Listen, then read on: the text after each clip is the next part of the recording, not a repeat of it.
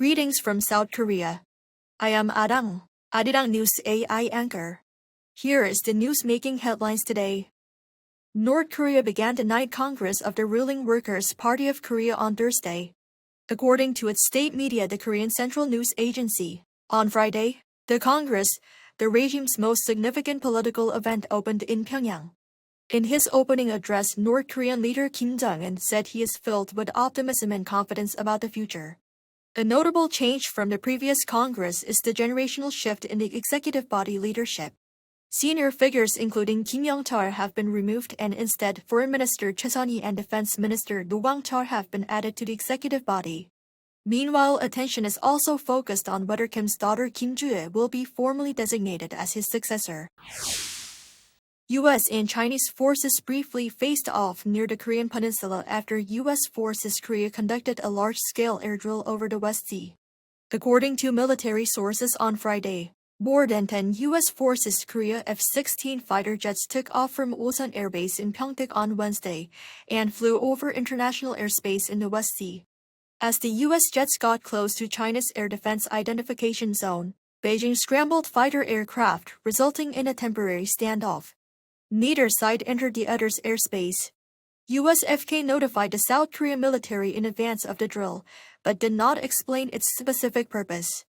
The Defense Ministry said it cannot confirm matters related to U.S. FK operations, adding that allied forces maintained a strong combined defense posture. U.S. President Donald Trump says the world will know it in the next 10 days whether Washington reaches a deal with Iran or moves toward military action. Speaking at the inaugural meeting of his Board of Peace in Washington on Thursday, Trump said negotiations over Iran's nuclear program are ongoing, but warned that the United States may have to take it a step further if progress stalls.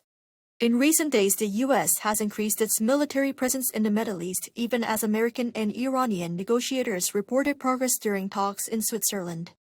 However, the prospect of military action has sparked political debate in Washington.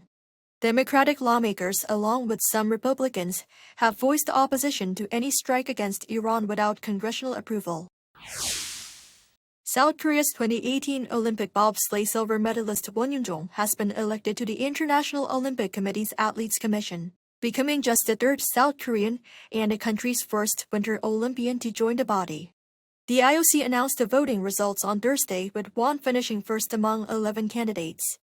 He received 1,176 votes from 2,393 athletes who cast ballots.